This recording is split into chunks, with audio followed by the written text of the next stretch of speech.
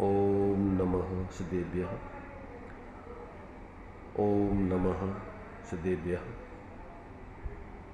ओम नमः सदेभ्यः। मंगलम भगवान वीरो मंगलम गौतमो मणि मंगलम कुंद कुंदाद्यो जैन धर्मोस्तु मंगलम सर्वमंगल मांगल्यम सर्वकल्याणकारकम प्रधानम सर्वधर्माणां जैनम जयतो शासनम जैनम जयतो शासनम देक्षता जैनी दशा बरते देहाती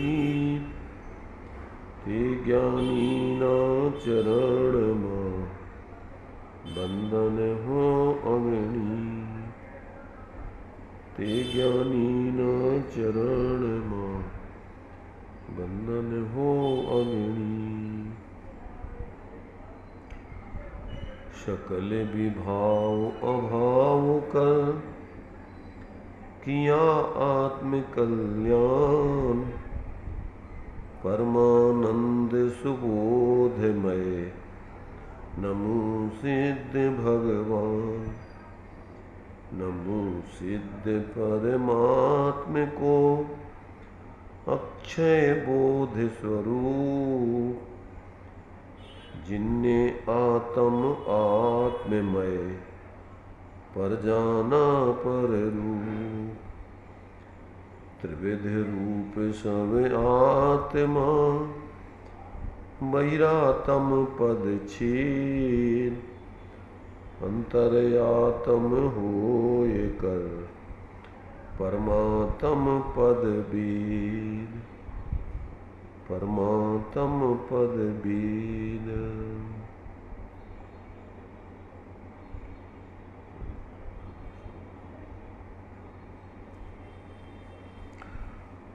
श्रीमद् राजचंद जी के वचनामृतों का विराग सरिता नाम के ग्रंथ के माध्यम से अपन लोग रसपान कर रहे हैं। अभी तक अपनी चर्चा 93 नंबर तक की संकलित वचनामृतों की हो चुकी है। अब आगे क्रम से चर्चा चलती है। इसमें कल ये 93 नंबर का जो वचन पड़ा था, धर्म यह वस्तु बहुत गुप्त रही है, वह बाह्य संशोधन से मिलने वाली नहीं है, अपूर्व अंतः संशोधन से वह प्राप्त होती है। इसके ऊपर अपन ने कल चर्चा की थी। क्योंकि धर्म वस्तु का स्वभाव है और वो चूँकि अपने आत्मा में ही रहता है, इसलिए उसको अगर बाहर खोजा जाए तो फिर वो कहाँ से मिलेगा। इसलिए वो तो अंतर में ही उसको खोजे और आज तक उसको खोजा नहीं है, इसलिए वो अपूर्व है। पूर्व में आज तक उसका अनुभव हुआ नहीं, इसलिए वो तो अपूर्व है और अंतर शोधन से ही मिलता है, बाहर के शोधन से नहीं मिलता है। ये बात इसमें दर्शाई गई थी। आगे का जो वचन है 94 नंबर का, स्यादवाद शैली से यह बात भी मान्य है कि जो होने वाला है वह बदलने वाला नहीं, और जो बदलने वाला है वह होने वाला नहीं। तो फिर धर्म प्रयत्न में, आत्महित में, अन्य उपाधि के अधीन होकर प्रमाद क्यों करना। ऐसा है फिर भी देश, काल, पात्र, और भाव देखना चाहिए। ये वचन है, बहुत ही मर्म इसमें छिपे हुए हैं। इसके बारे में अपन विचार करें। पहली तो बात ये कही है कि स्यादवाद शैली से यह बात भी मान्य है, एकांत से यह बात मान्य नहीं है। स्यादवाद शैली से यह बात भी मान्य है कि जो होने वाला है वह बदलने वाला नहीं, और जो बदलने वाला है वह होने वाला नहीं।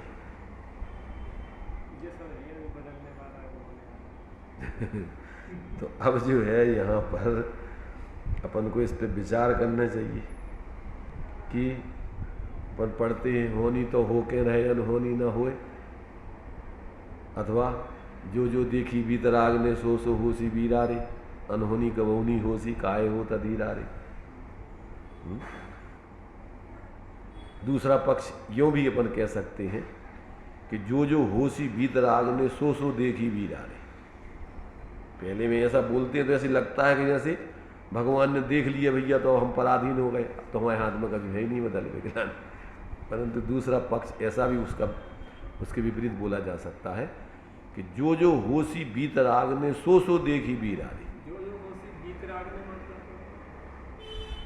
कौमा लगाओ, जो जो होशी बीतराग ने सो सो देखी।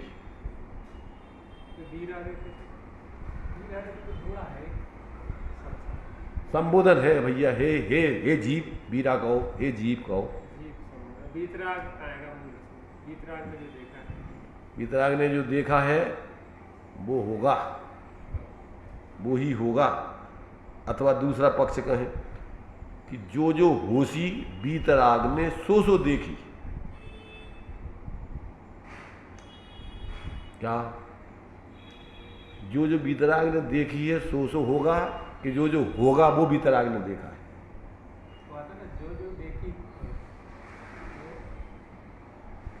जो जो देखी बीतराग ने सो होशी बीरा। और जो होना है सो निश्चित है, केवल ज्ञानी ने गाया है। केवल ज्ञानी ने गाया है मतलब बताया है। तो अब जो आप कह रहे वही बात आ गई।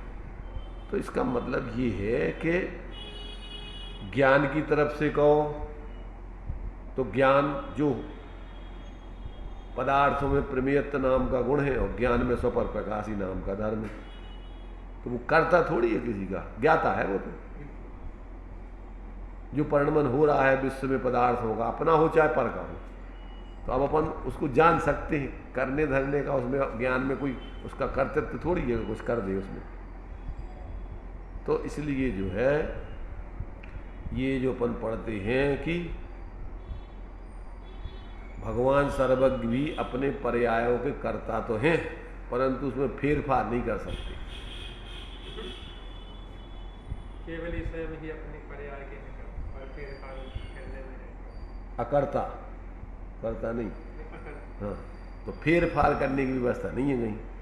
तो इस अपेक्षा से ये कह रहे हैं कि स्यादवाद शैली से, अर्थात कथन चेत यह बात मान्य है। क्या मान्य है? कि जो जो होने वाला है वह बदलने वाला नहीं। अब कथनचित ये वाक्य क्यों डाला इनने?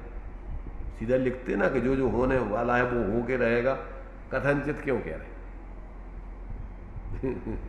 तो उस कथनचित में बहुत मर्म है। ऐसा है, अब जीवनादि काल से मिथ्या दृष्टि बना हुआ है, अगर उसमें फेरफार नहीं हो सकता है तो उपदेश काय को दिया जाता फिर? मिथ्यात्व का नाश करो, सम्यक को प्राप्त करो।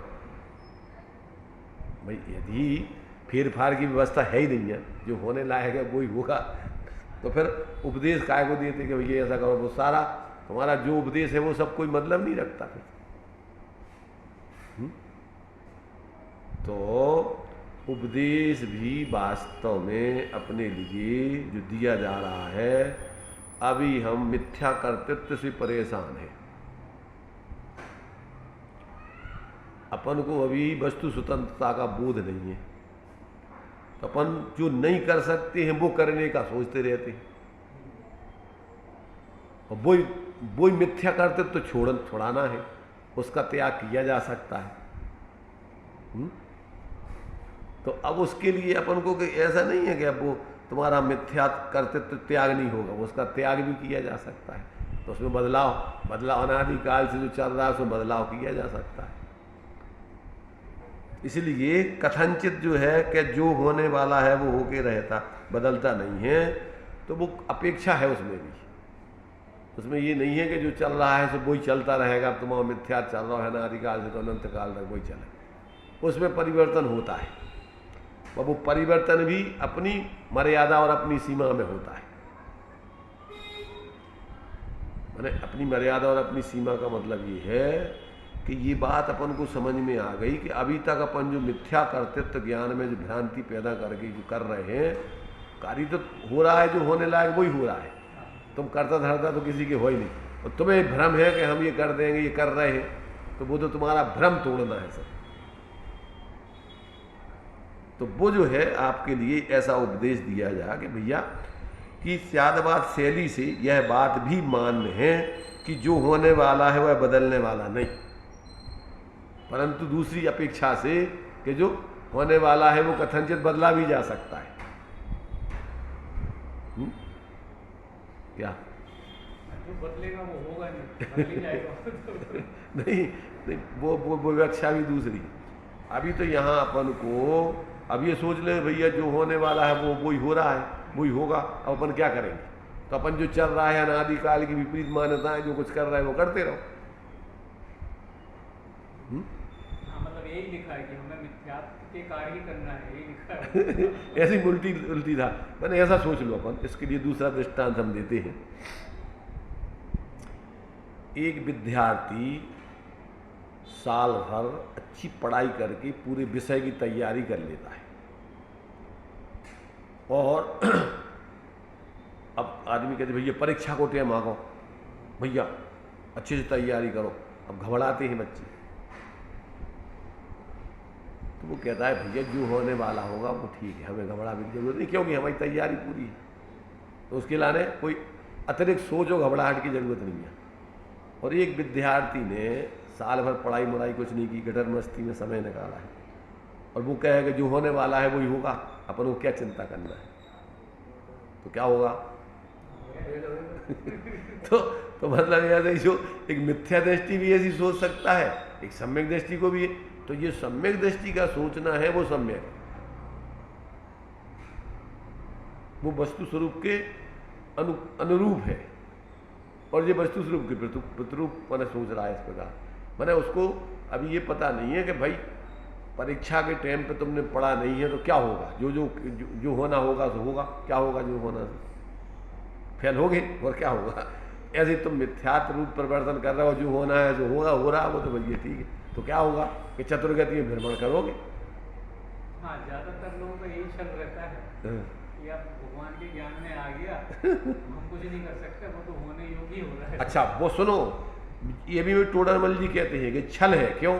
कि संसार के काम तो तू पूरे बुद्धिपूर्वक एक बताओ, उधर भी तू हो जाए ऐसा कि चलो जो होने वाला है धंधा पानी छोड़ दे, खाने पीने की व्यवस्था छोड़, सब छोड़ दे, और फिर इसके बाद मानेंगे कि हाँ तूने विश्वास किया। तो उधर तो पूरा तू अपनी तरफ से पूरे प्रयत्न कर रहा है, और इधर कहता है इसका मतलब तुझे धर्म में रुचि नहीं है, धर्म के काम में कहता जो होने वाला है इधर लगा लेता है वो। तो ये तो छल है। इसलिए कुंद आचार्य ने लगा के कि छल ग्रहण मत करना, भाई हम तुम्हारे लिए जो उपदेश दे रहे हैं और तुम अर्थ का अनर्थ कर लो और बस कहो कि नहीं तो जो कुंद आचार्य देव ने कहा है ना तो हमने ऐसे थोड़ी कहा है। हमने जो है मूर्ख विद्यार्थियों के लिए कि भैया चिंता करने की जरूरत नहीं है परीक्षा के टाइम पे, उनके लिए थोड़ी कहा। अरे भाई जिनने पढ़ा नहीं है तो उनके लिए तो तैयारी करना चाहिए ना, पढ़ा नहीं है तो पूरी तैयारी करो, परीक्षा आ रही। तो मतलब ये है कि कहाँ कौन सी बात किस विवक्षा से कही जा रही है। अब ये बात अपन को, हाँ ये बात अपन सम्यक दृष्टि समझ सकता है इस बात को, कि जिसको अभी अनंत संसार में भटकना है तो वो समझेगा ही नहीं, समझ रहे ना। पर उसका ये मानना सम्यक नहीं है, क्योंकि सर्वांगीण उसका जो है जो होने है उस पर नहीं चल रहा है, कहीं तो अपने मनमाने तरीके से कर्तृत्व रख रहा है और कहीं होनहार पे छोड़ रहा है। भाई टोडर मल ने तो ये लिखा है कि जब तेरी मूर्ति जैसी दशा हो जाए तब मानेंगे कि हाँ तू जो है अब तो तुझे होनहार में विश्वास आ गया। भाई तू बिल्कुल बैठ अपने में हो जाए तो हाँ तेरी बात सही है कि हाँ ठीक है जो होना होगा। अब क्या होगा, तो अब तुम निर्विकल्प है तो भगवान बन गया और क्या होगा। तो ये जो है माने सारी विवक्षाएं अपन को कहाँ कौन सी बात किस विवक्षा से कही जा रही ये समझना चाहिए। यहाँ कह रहे स्यादवाद शैली से यह बात भी मान्य है कि जो होने वाला है वह बदलने वाला नहीं। समझ तो मैंने इसलिए अब जो होने वाला है मतलब ऐसा अपन कल्पना कर लो कि भैया मिथ्यात्व होना ही है, मिथ्यात्व में सतर्कता में घूमना ही है, तो वो तो वही होता रहेगा। तो अब तेरी कल्पना है भाई, उसको तो बदला जा सकता है कि तुझे पता नहीं है। इसमें बदलाव होने की व्यवस्था है ना। जो मिथ्यात्व है अनादिकाल का संसार चल रहा है तो अब वो थोड़ी कहीं अनंत काल तक चलाने की व्यवस्था है, उसमें परिवर्तन भी होता है। इसलिए यहाँ पर कहते हैं स्यादवाद शैली से यह बात भी मान्य है कि जो होने वाला है वह बदलने वाला नहीं और जो बदलने वाला है वह होने वाला नहीं। अब तू जबरदस्ती माने कृत्रिम पुरुषार्थ करके या उतावलापन करके जो चीज़ अभी नहीं होने वाली उसको जल्दी करना चाहे। जैसे मान लीजिए वर्तमान में है, अब कोई चाहे कि हम इसी भाव में मोक्ष प्राप्त करके रहेंगे, दिया ना अपवाद और उत्सर्ग की मैत्री बनाए कि हम तो शुद्ध उपयोग में ही रहेंगे निरंतर। हम तो स्वोपयोग बंद का कारण है, अशोपयोगी बंद का कारण है, इसलिए हम अब विकल्पों में अशुभ अशुभ कार्य कुछ करेंगे ही नहीं। तो कहते भैया तू आज समय में मर जाएगा, मोक्ष तो होगा नहीं तेरा। समझ रहे ना, क्या करना कि अभी शुद्ध उपयोग में सदा नहीं रहा जा सकता है। मुनिराज भी अंतर मुहूर्त के बाद शुभ उपयोग में आएंगे ही आएंगे, और अगर नहीं आएंगे वो नई प्रवृत्ति करेंगे तो फिर असमय में उनका क्या हो जाएगा, मरण हो जाएगा। पंच समिति पूर्वक ऐशना माने जो 5 समिति यहाँ है कौन कौन सी,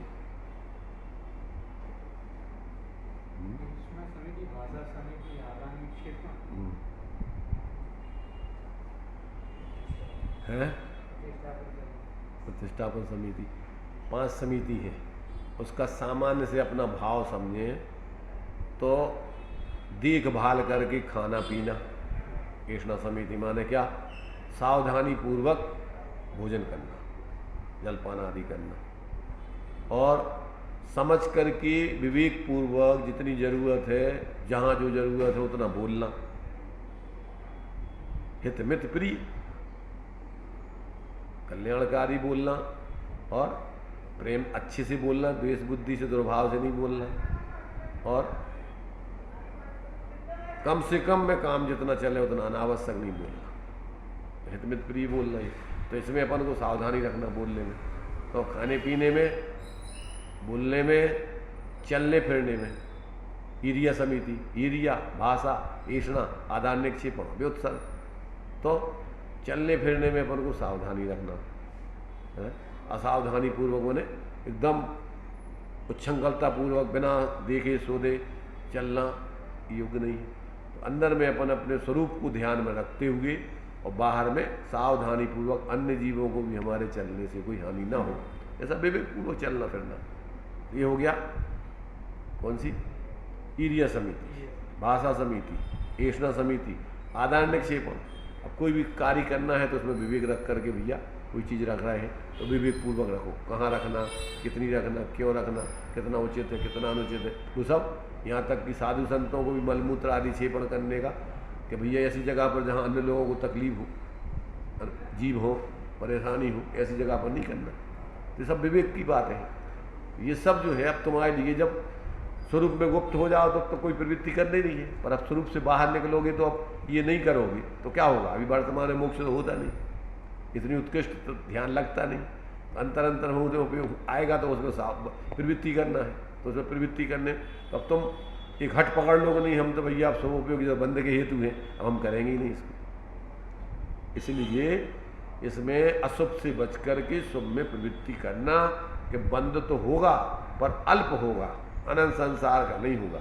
इसलिए कि भैया चलो ठीक है अभी असमय में अगर हम चले जाएंगे, अविरत दशा में पहुंच जाएंगे। मान लो समाधि भी कर लोगे तुम तो क्या होगा, दीप पर बन जाओगे, दीप बन जाओगे तो वहाँ तो व्रत आदि पंचम गुण स्थान और सप्तम गुण स्थान की साधना नहीं होती। इसलिए इसमें अपन को विवेक रखना। ये जो है मैंने अपन अपने स्वरूप की आराधना करते हुए बाहर में अपन को अभी जब तक पूर्ण वीतराग दशा नहीं हुई तो फिर सुप्रवृत्ति भी करने योग्य है। ये जान करके की है तो बंध का हेतु, परंतु अभी निर्बंध दशा पूरी नहीं पाई जा रही है तो अभी कम बंधन अपन को कर्मों का हो, पाप का बंधन नहीं हो, ऐसे स्थानों में जन्म नहीं होगे जिससे अपन वहाँ धर्म की आराधना करने का अवसर ही नहीं आवे। तो ये अपन को विवेक बतलाया है। एक व्यक्ति को मान लो किसी साथी का इंतजार करना है तो एक तो तेज धूप में खड़े रह करके परेशान हो रहा है, और एक छाया में, गर्मी का मौसम है, छाया में बैठ करके इंतजार कर रहा है। तो समझदारी ये है कि छाया में बैठ करके इंतजार करो श्रेष्ठ। ऐसे अपन को अभी मोक्ष नहीं हो रहा है तो कब चले जाए, नरक चले जाए, त्रेस गति में चले जाए, कुछ भी कर दे रहा, ऐसा नहीं। कहते अच्छे विवेक पूर्वक जियो जिससे तुम अच्छी गति में, देवादिक गति में जाके वहाँ आप क्या है भगवान का समोषण आदि में जाकर के फिर धर्म की आराधना कर सको, धर्म आराधना के योग वातावरण मिल सके। तो ऐसा जो है यहाँ पर कि अपन को ये सारी विवक्षाएं कहाँ कौन सी बात किस विवक्षा से कही जा रही है, अगर उसमें अपन ने वो विवक्षा नहीं समझी और अर्थ का अनर्थ कर दिया तो क्या है कि खुद ही अपना कल्याण कर लोगे, कल्याण नहीं होगा। इसलिए स्याद बात शैली से यह बात भी मान्य है कि जो होने वाला है वह बदलने वाला नहीं, और जो बदलने वाला है वह होने वाला नहीं। तो फिर अब यहाँ पर तो फिर अब ये लोग उल्टा लगा लेते हैं कि धर्म क्षेत्र में तो ये लगा लेते हैं कि जो होना है वो होगा, नहीं होना भैया हम कर नहीं सकते, और लौकिक क्षेत्र में लगे रहते हैं। और यहाँ क्या कह रहे हैं कि ऐसा समझ करके वह होने वाला नहीं, तो फिर धर्म प्रयत्न में अर्थात आत्महित के कार्य में अन्य उपाधि के अधीन होकर प्रमाद क्यों करना, कि बाहर में तो जो होने वाला है वो होने ही वाला है, उसको हम क्या करेंगे जिस समय, उसमें हम क्या परिवर्तन, होने वाले को बदला नहीं जा सकता और बदलने वाले को किया नहीं जा सकता है। जो नहीं होने वाला है उसको किया नहीं जा सकता है, और जो होने वाला है उसको रोका नहीं जा सकता है।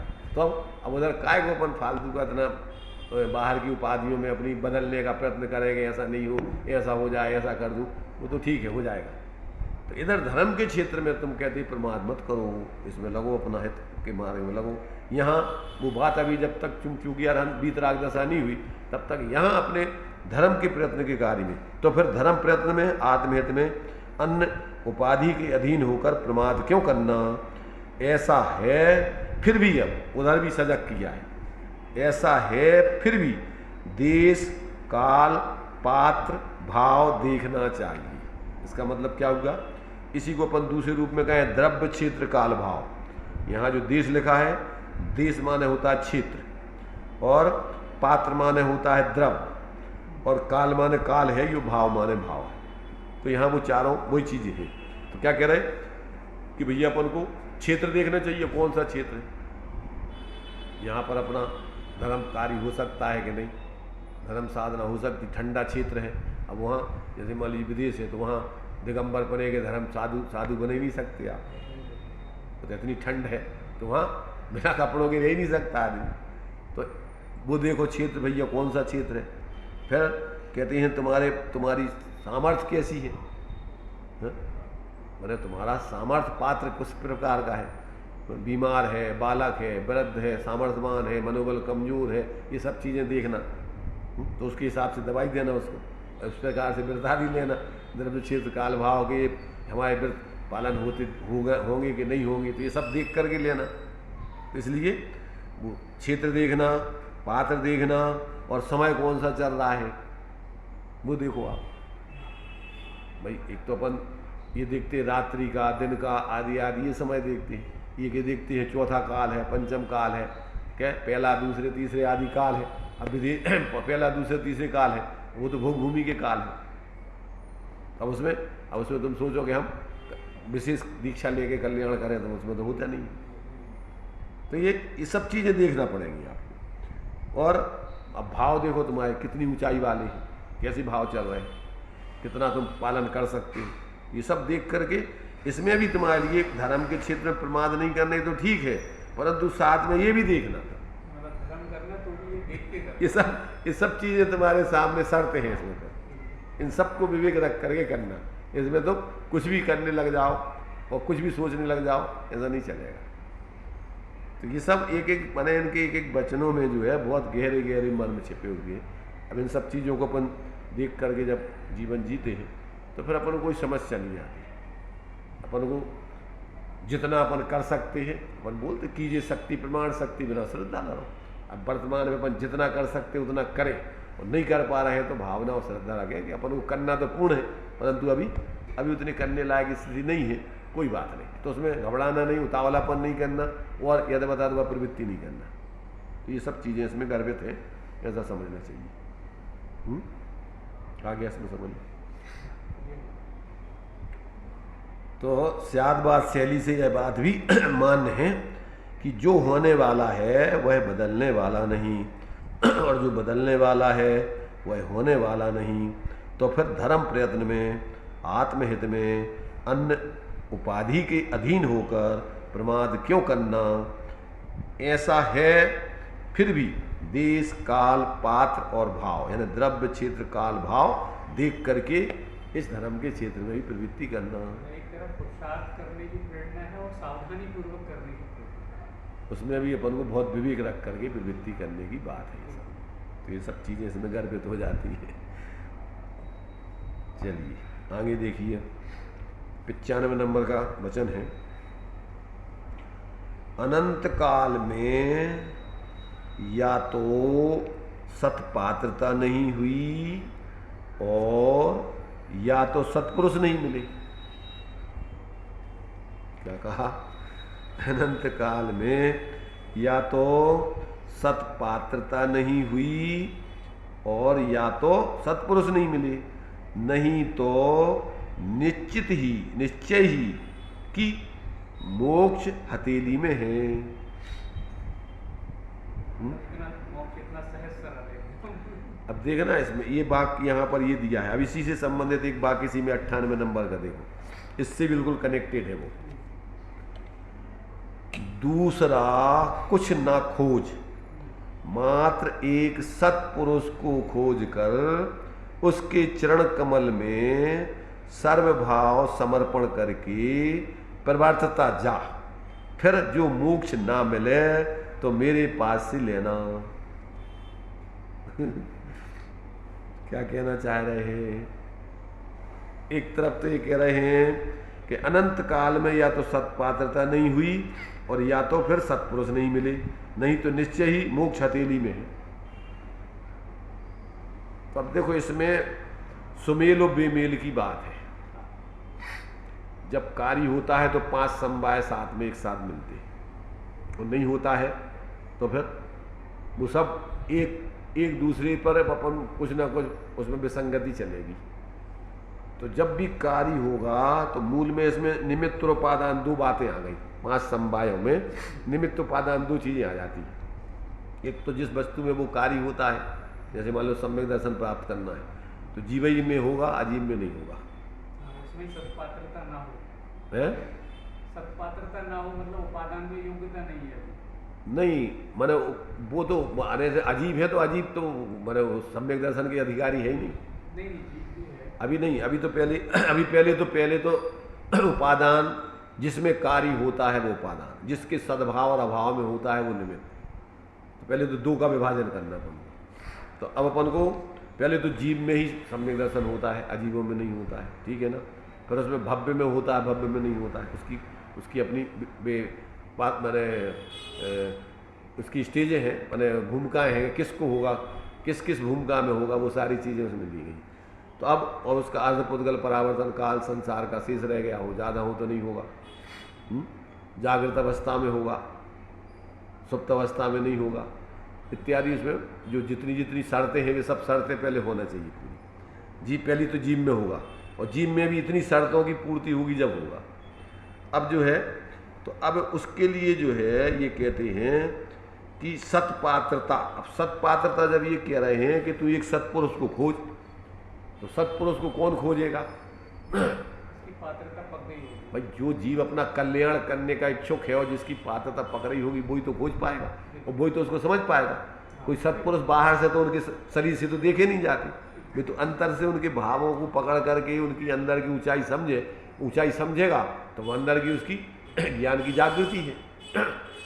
और फिर कह रहे वो जो कहें, मैंने सत्पुरुष को तुमने खोज लिया और फिर उनके चरण कमल में बैठकर अब वे जो तुम्हें निर्देश कर रहे हैं, अब सर्वभाव से उनको पहले तो समर्पण करोगे। ये जो कहेंगे, जैसे डॉक्टर बीमार हो तुम, अब तुमने खोज लिया कि इसका इलाज करने वाला ये डॉक्टर है सही, अब वो डॉक्टर तुम्हें जो भी निर्देश देवे उसके हिसाब से तुम प्रवर्तन करो, तो फिर अब वो कारी बने। दवाई समय, कौन समय दवाई खाना, किसके संग खाना, कैसा करना, क्या नहीं करना, वो सारे निर्देश माने। तो ऐसे ही यहाँ पर अब जब सर्वभाव से उसके प्रति समर्पण करके और प्रवर्तन करेगा तब तेरा बहिर्मुक्ता का पुरुषार्थ छोड़कर अंतर्मुक्ता का पुरुषार्थ करेगा और जो तेरे लिए स्वरूप बता रहे हैं वो स्वरूप अंदर में अपने ज्ञान में लेगा और बाहर की सारी ज्ञान में से तू सारी भ्रांतियाँ छोड़ करके अपने अंदर में अपने स्वरूप को देखेगा, उस तरफ झुकेगा, तब तेरे लिए फिर नियम से स्वरूप की प्राप्ति होगी और उग्र पुरुषार्थ से मोक्ष भी मिलेगा। वो कहते नहीं मिले तो मिलेगा क्यों नहीं, जब ऐसा जो पुरुषार्थ करता है अपने स्वरूप के आश्रय से तो उसका मोक्ष होता ही होता है, उसको कौन रोकेगा, पूरी गारंटी देती वो तो वही। तो अब यहाँ पर वो 5 समवायों का विमेल बताया पहले तो कि या तो तुम में सत्पात्रता नहीं जगी, सत्पात्रता नहीं जगी मतलब तुम्हारी यही पर्यायगत योग्यता उस जाति का पुरुषार्थ तुमने पैदा किया ही नहीं, या तो ये है, और या फिर तुम्हारे लिए सत्पुरुष नहीं मिले, अब तुम्हें बताने वाला नहीं मिला तो तुम अब क्या करोगे। तो इसलिए ये दोनों का विमेल है यहाँ पर। मैंने यहाँ अगर तुम्हारे लिए उपदेशदाता सही वस्तु स्वरूप नहीं समझा तो अनादिकाल से तुमने तो समझा नहीं, बिना सर्वज्ञ के शासन के, बिना उनके द्वारा बताए हुए तत्व के अगर तुम नहीं समझोगे तो कैसे तुम्हारा कल्याण होगा। इसलिए मैंने एक तरफ ये दिया कि अनंत काल में या तो सत्पात्रता नहीं हुई और या तो सत्पुरुष नहीं मिले, नहीं तो निश्चय है कि मोक्ष हथेली में है। तो ऐसा जो है यहाँ पर अपने लिए मैंने एक उन वचनों में जो उसकी विधि है कार्य की, उस विधि को सेट करोगे तो वो कार्य हो गई होगा, और विधि नहीं होगी, थोड़ी भी गलती होगी, कहीं ना कहीं मिस्टेक, तो वो कार्य नहीं होगा। ये अपन को समझने लायक है कि जब व्यक्ति जो कार्य करना है तो उस कार्य के योग्य पूरा का पूरा सब उसके लिए सेटिंग करेगा तो वो कार्य हो गई होगा।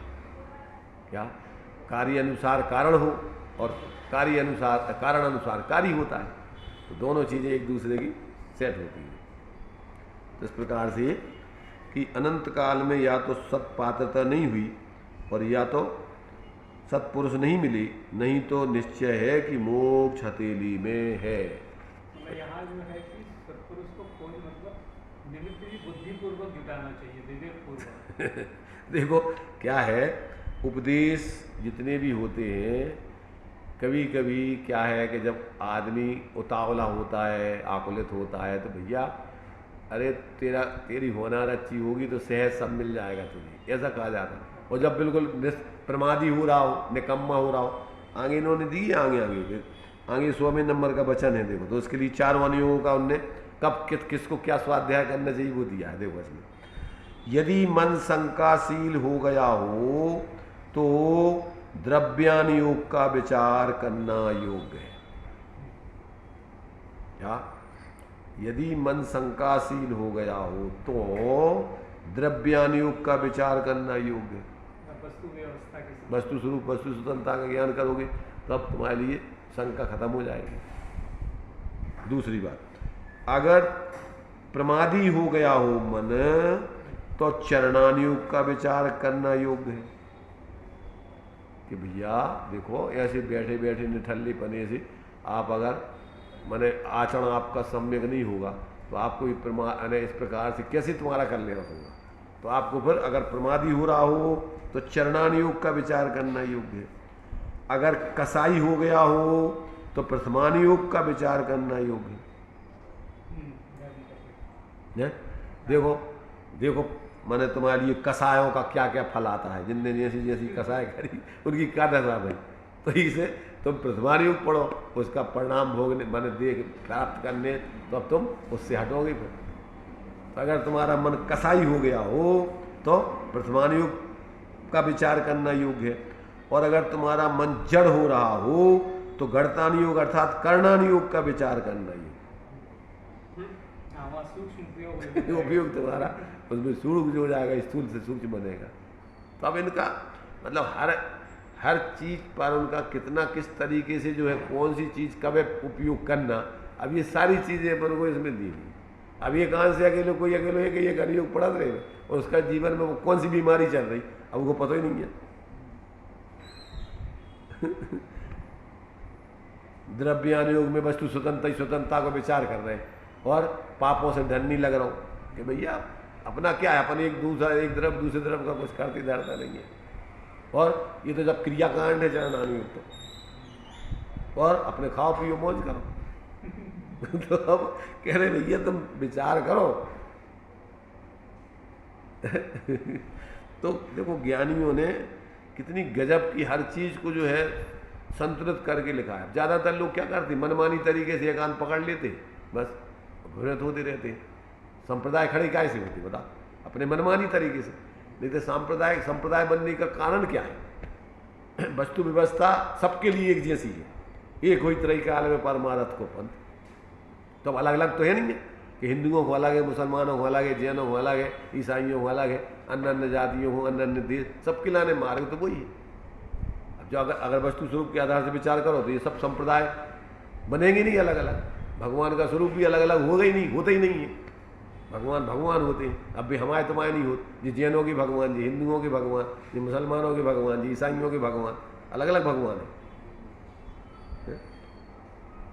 जितने महापुरुष हुए हैं सब महापुरुष मोक्ष मार्ग पर चलने वाले एक जैसे विचारों के हुए, एक जैसा उनका माने मोक्ष मार्ग में गुण स्थान प्रमाण आचरण आदि हुआ है। उसमें कोई अंतर कभी त्रिकाल में आते नहीं।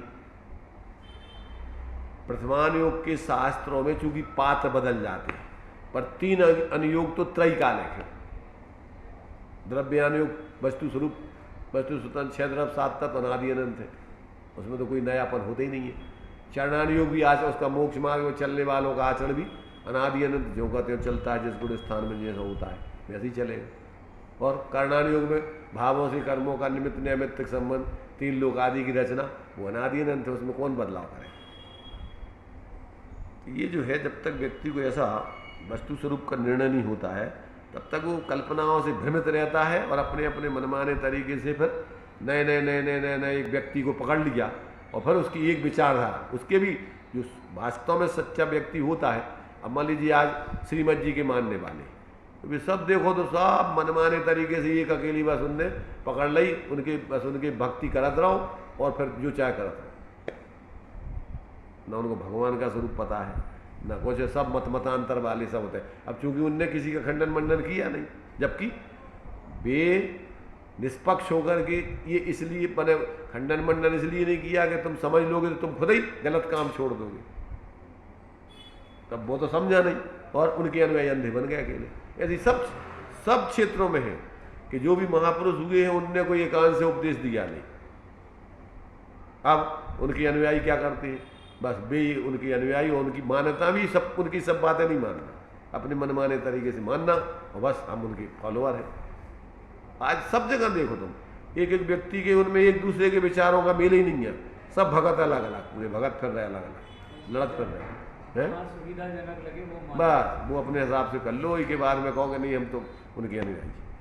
आज बोलो भगवान महावीर के अनुयायी कितने मतांतर है। भगवान महावीर स्वामी तो ये कही भाई उनने कोई अलग अलग थोड़ी उपदेश अलग अलग लोगों को दोगे, तुम जो करो तुम जो नहीं करो। ऐसे सब क्षेत्रों में जितने भी जिन महापुरुषों के फॉलोअर हैं उन महापुरुषों के पूरे स्वरूप को उनने समझा नहीं। एकांत से उनके जीवन को पकड़ के, उनके विचारों को एकांत से पकड़ के और अपने अपने संप्रदाय खड़े करके आपस में लड़ झगड़ रहे। अब लड़ाई झगड़ा और कसाय में तो कहाँ से कल्याण हो रहे। कोई थोड़ी भी बुद्धि होगी आपस में एक दूसरे के प्रति द्वेष करने से, सांप्रदायिक बुद्धि रखने से कल्याण कहाँ से होगा। जब तक ऐसा विचार नहीं होता तब तक व्यक्ति के जीवन में कोई सुधार नहीं, नैतिकता भी नहीं। तो इस प्रकार से ये अपन को कि अनंत काल में या तो सत्पात्रता नहीं हुई और या फिर सत्पुरुष नहीं मिली, अर्थात दोनों का सुमेल जब तक वो पूरे का पूरा 5 समवाय आते हैं कि जब व्यक्ति सही मार्ग पर चलता है तो सत्पुरुष के उपदेश पूर्वक ही समझता है वो सही मार्ग, और उसके जीवन में सम्यक पुरुषार्थ होता है, उसकी होनहार भी अच्छी है, काल लब्धि भी पक गई है, वो सब चीज़ें उसमें गर्भित हो जाती हैं। अब आगे कहते हैं शास्त्रों में मार्ग कहा है, मर्म नहीं। मर्म तो सत्पुरुष की अंतरात्मा में होता है। उसको दूसरे शब्दों में कहें तो शास्त्रों में तो शब्द लिखे हैं, उनका मर्म तो ज्ञानी समझते हैं, उनकी विवक्षाओं को, कहाँ कौन से शब्द का क्या अर्थ होता है, किस विवक्षा से कहा है वो, उसका क्या प्रयोजन है। अब वो नहीं समझो तो लकीर की फकीर के तो ये लिखा है देखो ऐसा, अब उसका प्रयोजन क्या था, किसके लिए लिखा था वो वचन, सबके लिए थोड़ी है वो वचन। जैसे टोडामल जी लिखा कि जिसके लिए गर्मी की बीमारी हो गए उसको शीतोषधि उपचार करें, जिसको शीत की बीमारी हो गए उसके लिए गर्मी का उपचार करें। बुखार है, और बुखार के भी तो कई रूप होते हैं ना, अलग अलग क्वालिटी के बुखार है। ऐसे ही व्यक्तियों की विपरीतताएं भी कई प्रकार की हैं, तो उनके लाने किस व्यक्ति को कौन सा उपदेश है। कोई निश्चयाभासी बन गो, कोई व्यवहाराभासी बन गो, कोई उभयाभासी बन गो, कोई अनुभया, तो उनके लाने जो जो बीमारी उसके विपरीत। अब वो उपदेश तो दिया किसी को, जैसे कोई तीव्र कसाई है तो उसको खींच के उपदेश दिया है, और कोई मंद कसाई है और वो खींच के दो तो वो तो भग ही जाएगा। इसलिए भाई देखो शास्त्रों में कहते हैं शब्द लिखे हुए हैं, मार्ग कहा है, पर उसका मर्म सत्पुरुषों की अंतरात्मा में होता है, उसके ज्ञान में होता है, वो समझता है। जब तक उन सत्पुरुषों से आप उस मर्म को नहीं समझेंगे तब तक आप उसी चीज़ का अर्थ का अनर्थ करके अपना कल्याण कर लेंगे। वही चीज़ कि भैया तुम जो है ई को सेवन करो, अरे तुम को सेवन करो तो ऐसा नहीं करने के वही सेवन, तो वही तुम्हें जहर बन जाएगी। ताकत की चीज़ें खाओ, अब ताकत की चीज़ें पचा ही नहीं है, तुम खा जाओ तो मरोगे उल्टे को। वही भोजन तुम्हें अमृत है, वही जहर है। भूख लगी है तो अमृत है, और भूख नहीं है, पेट भरो अजीर्ण है, तो अब खा लो तो जहर बन जाए। इसलिए इन सारी बातों को आप इसलिए अपन को देखते हैं कि दवाई तो मिलती है मेडिकल स्टोरों में, और डॉक्टर तो सिर्फ पर्ची लिखता है, और उस पर्ची लिखने वाले को 1000 रुपये देने पड़ते, और दवाई आती 100-200 रुपये जाएगी। तो बीमारी काय से ठीक होने, दवाई से कि डॉक्टर से? किसे बीमारी ठीक होना है? किसकी महिमा है भाई? देखो महिमा दोनों की है। अपन को बिना डॉक्टर के वो दवाई किस विधि से खाना है, कितनी खाना है, कब खाना है, क्या खाना है, अब अपन को पता ही नहीं है, तो कैसे क्या करोगे ये बताओ। इसलिए अपन को सारी चीज़ें, ये अपन को विवेक पूर्वक सारी चीज़ों का संतुलन बनने चाहिए। जब भाई मोक्ष मार्ग है, जतानी में मोक्ष मार्ग नहीं है। मतलब ये है कि शास्त्र तो मिले, पर शास्त्र का मर्म बताने वाले ज्ञानी जब तक नहीं मिले। वही है भाई, दवाई तो है, अब दवाई को विधि नहीं पता पर खाने की। इसलिए आहार दान में भी 6 महीना तक आहार दान नहीं कर पाए लोग आदिनाथ भगवान को, 7 महीना तक। क्यों? सब सामान हतो, सब चीज़ें हती, देवो भी चाहते, लेवो भी चाहते, सब हतो, परंतु काय से नहीं हो पा। विधि नहीं पता हम लोगों को। इसलिए विधि, द्रव्य, दात्र, पात्र, विशेषा, तद विशेषा, सबसे पहले विधि है। अब तुम नवदा भक्ति करके दोगे नहीं तो भी लेने वाले नहीं है। कैसे तुम कहोगे हम आ जाओ महाराज खा लो, तो अभी तो लेने वाले नहीं है ऐसे, या रख दो सामने भोजन जो है उठा लो, खा लो, बैठो। भावना है तुम्हारी खिलाने की, अच्छी भावना है, पर अब तो विधि नहीं पता कि ये कैसे किस तरीके से भोजन करेंगे। इसलिए बहुत हर चीज़ का अपने जीवन में जो है एक एक चीज़ का महत्व है। किस तरीके से कौन सा कार्य किया जाता है, कब किया जाता है, कितना किया जाता है, सब चीज़ें जब तक नहीं पता होगी तब तक अपन चाहते हुए भी, सब चाहते हैं 3 लोग के जीव सुखी होना, पर कितने जीव सुखी होते हैं? जो पूरी विधि अपनाते हैं सही सुखी होने की, भी सुखी हो पाएंगे। ये जो है एक एक अपन को वचन जो है इनमें बहुत गहरे मर्म छिपे हैं, और अपन इन मर्मों को जब समझेंगे तो जीवन में धर्म प्रकट होगा।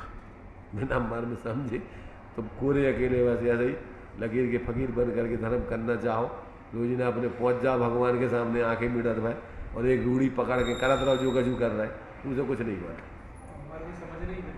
है, मर्म समझने की विधि है। वही है मर्म समझने की विधि है। ये जो है अपन को इन सारे वचनों का जो है एक एक करके अपन अब देखें और अपने जीवन में मिलान करें। जहाँ जहाँ जो जो भ्रांतियाँ हैं, विपरीतता हैं, उनको निकाल के और अपने जीवन को अपन संतुलित बनाएं, सम्यक बनाएं। तभी जो है अपन वास्तव में अपना जो भावना है, रुचि है सुखी होने की, वो सिद्ध होती है। चलिए अभी अपना टाइम हो गया है।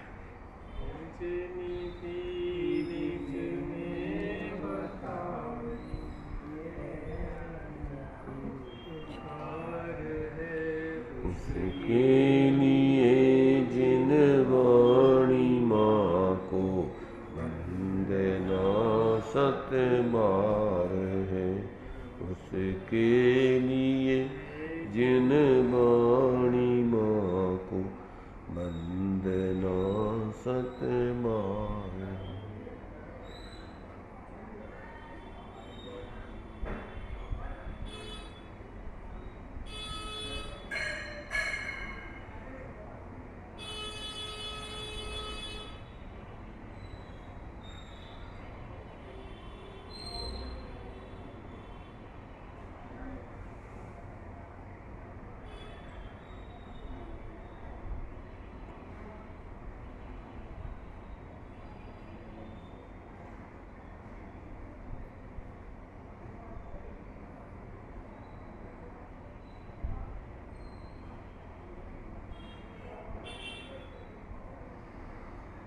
द्वादशांग वाणी माता, पंच परमेष्टि भगवंत।